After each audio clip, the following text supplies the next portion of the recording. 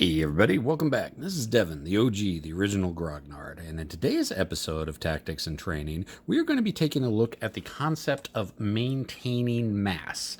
This is a concept that both NATO and PAC units need to be aware of. However, PAC needs to be a little bit more aware of it due to the lower command ratings and the lower command radius that the PAC formations maintain.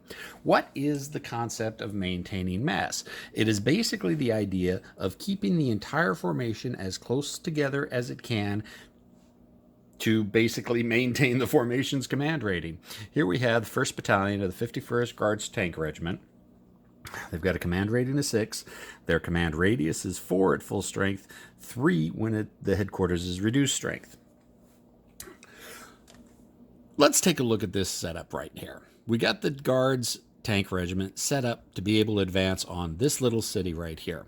Now, in most other tactical and strategic games, a player may decide it may be advantageous for them to take some units around this way to try to flank, or maybe even go further out wider to flank from the other direction. However, in World of War 85, with the command radius rules, you really need to try to suppress that urge sometimes. Now, not always will the tactical situation form up that you will have to maintain mass, but you do need to try to keep it abreast of it as best as you can.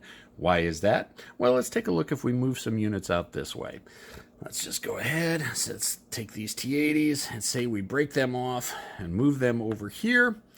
All of a sudden, they are no longer within the command radius, and when the next turn comes up, each unit is going to have to roll to see, or not each unit, each hex is going to have to roll to see if they maintain their in-command status.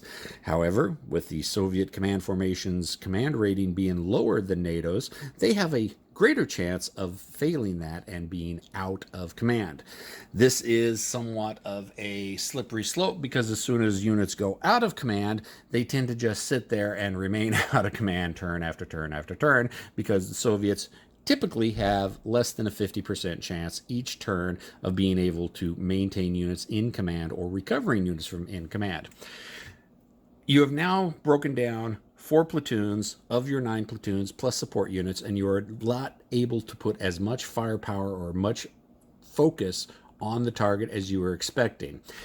Could you continue to play the game while maintaining these units and trying to roll to get them back into command? You could. However, odds are against you. So what you want to do is try to make sure you maintain mass to keep all your units in formation range. This also has the added benefit of you being able to put more guns on target, thus you're putting more dice on target, thus you are increasing your chances of breaking the enemy's formations.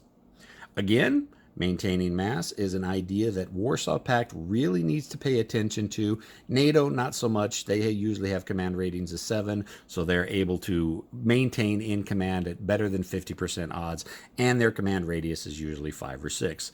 So, if you want to maximize your Warsaw Pact formations, remember, maintain mass.